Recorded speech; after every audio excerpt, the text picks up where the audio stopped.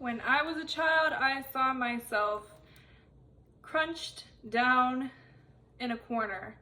So we're here today to talk about my astral projection story, and let's just get right into it. I've not had an astral projection story since then, but I'm also going to talk about how I've almost done it 3 times this year because I literally set the intention out. That's what we're covering today. I hope that your day is going well. Let's get into it. So basically, I got in trouble as a kid, and my mom, our punishment was go in a corner. And it wasn't necessarily a corner, but I was in a doorway. There's this doorway. There's my mom's room / my siblings' room. And I was probably like 5 or 4. I don't know if my brother was alive. I don't think my brother was alive, so I was probably 3 or 4, honestly. And I remember getting in trouble, and what I was doing was crunched down, facing like the inside of the doorway. That was like the corner, because I got in trouble, and I was crying so hard that I fell asleep. And I remember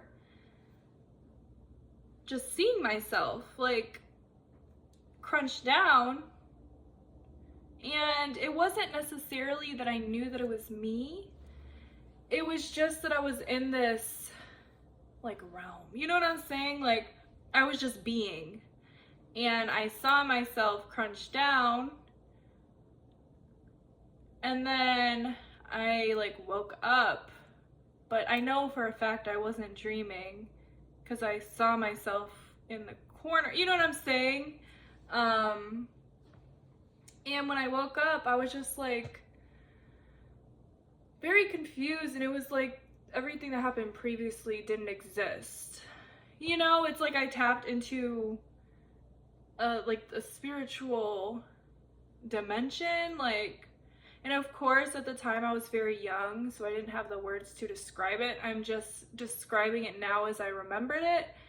It was very abstract to me as a child, and I just always remembered that since I was a child.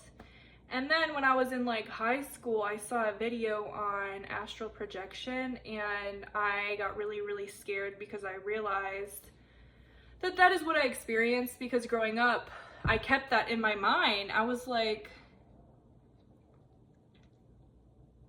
you know, when something happens to you, you know what happened. That was not a dream.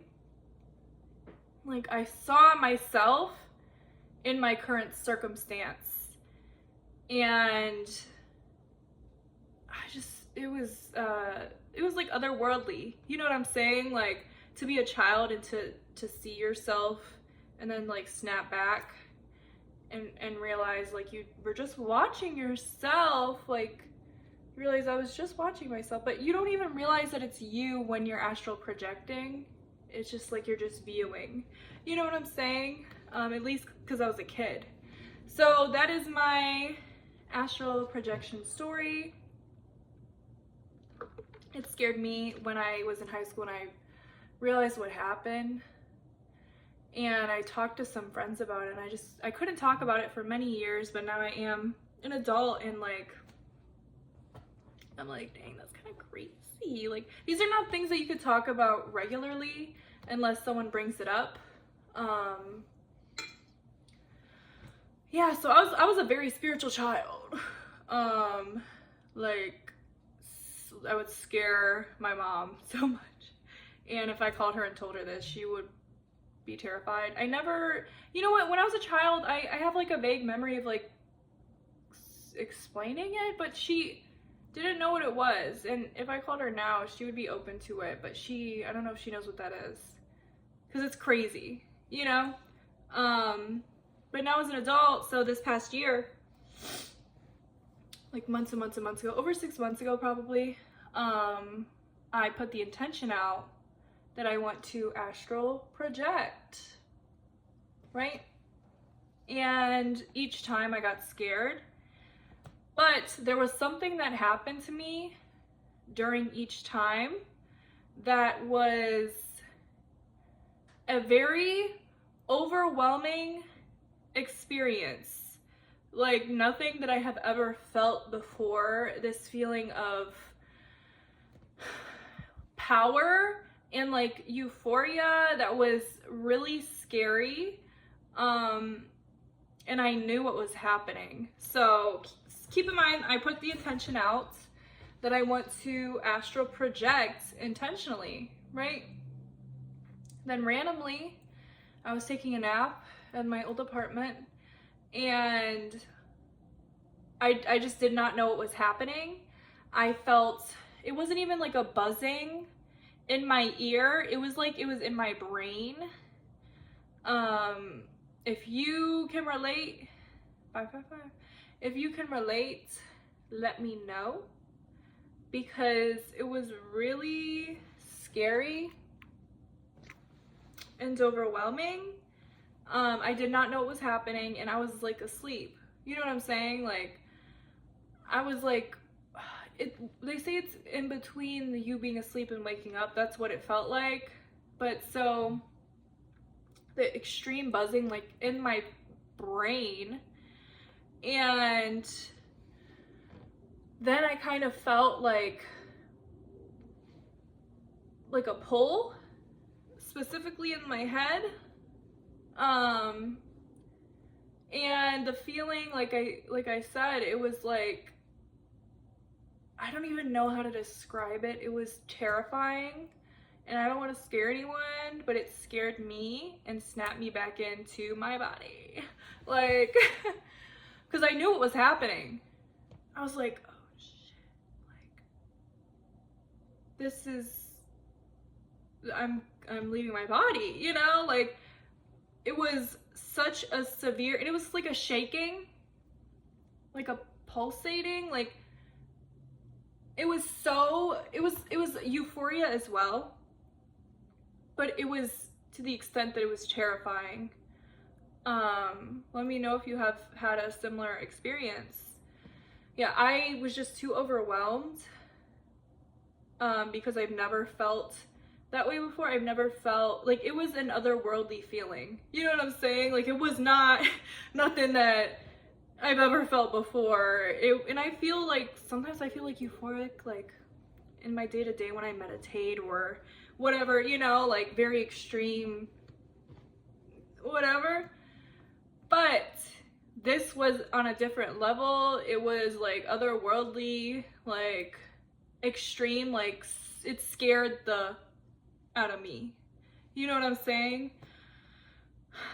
So that the first time was the scariest, I would say, because I never felt that before.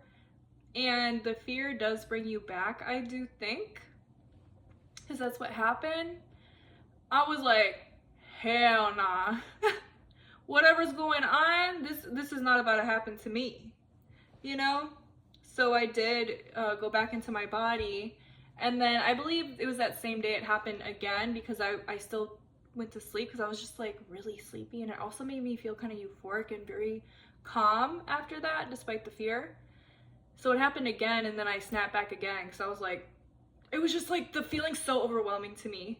You know, it's terrifying. I'm sorry, it's terrifying. I don't want to scare nobody, but it was terrifying. And then it happened again, weeks after that, and I snapped back because, and you know what, I wanted to, but it was just too scary for me.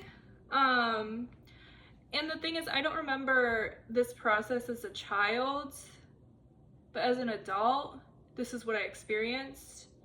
I know someone, I met someone recently actually that told me it happens naturally to them, and they don't remember any buzzing noise. Like, when I say loud, I mean loud, like not in my ear, like it was like in my brain, you know? They don't remember a buzzing noise, they don't remember any strong feelings. Maybe because it happened so naturally for them. Like when I was a child, like it just happened naturally. But for me as an adult, I'm thinking because it was intentional, maybe that's why. And maybe if I practice it, it would become more natural and not as terrifying. I don't know. But I do believe that you may have the experience where the fear brings you back. And I'm honestly too afraid to do it again. Maybe one day I'll get the courage, or it will happen naturally and I will let it happen. But when I say that the feelings that I was feeling right before I was about to like pop out my body were the strongest feelings I've ever felt in my life. And they were, I just wish that you could feel it. Like, I don't know how else to describe it, but like supernatural. You know what I'm saying? Like terrifying, like, but also euphoric. Like euphoric to the point where it's uncomfortable. Like euphoric to the point where, and I don't want to stray you away from doing it, but the fear took over. And I think when you pair that with fear, it's like, this ain't right. So that 11. So that was my story, y'all. Let me know if you as a child like have had an astral projection circumstance and then you grew up and you're like, oh, like I remember I was in high school and I bought a book by Koi Fresco. He was this dude who was just into spirituality and he got famous on YouTube or something, and I was into him in high school and maybe middle school as well. And I bought his book and he talked about it, or maybe he talked about it in one of his videos. That is where I found it. So yeah, he studied like Buddhism and Hinduism. And since like 5th grade, I've studied Buddhism and a little Hinduism, especially as I got older. So yeah. I mean, that's all I gotta say. I mean, that was my experience. If it happens at 12/12, if it happens again, I am open to it. Will I be able to handle it? I don't know. I don't know if I'll be able to handle that given how overwhelming it was, but I'm open to it. Yeah, we'll see. I mean, I don't want to scare anyone from doing that for yourself. You might not have my same experience, right? What could aid you is researching the science behind it, right? There's like declassified CIA documents on it. And don't watch fear-mongering video. I mean, low-key, am I fear-mongering you? Like, I'm sorry, low-key. My bad. I'm not trying to fear-monger you because it's not like anything bad happened, but it overwhelmed me. Maybe you can handle it. Maybe you will not have the same experience. I don't suggest looking at scary astral projection videos. Some people say that demons can get to you. Like, I think belief is the most powerful thing, and if you think that evil entities can get to you, then that is what might happen in your psyche, or if you believe in reality. I don't know. There's many different opinions on it. We are spiritual beings, like we are energy, and like, for example, I was never into chakras because I believed it was like cultural appropriation. That's what I always heard. But I started to do within the last year, mostly last year, aligning chakra meditation. And I would just imagine my energy centers aligned. And in my head, that would bring like my soul or my essence more centered. And I would feel amazing after the meditation. So I was like, there might be some truth to it. I do want to still do more research on if it is cultural appropriation, if the culture doesn't mind people believing in it. You know what I'm saying? Like, I am very into being respectful about different cultures and backgrounds. A lot of the time, things that I did believe were cultural appropriation, the culture actually says, like for example, Buddhism, practice Buddhism, use it in whatever way. But then there's people's different opinions. So I do, you know, I'll make a video on that. I would love to do more research on that. The,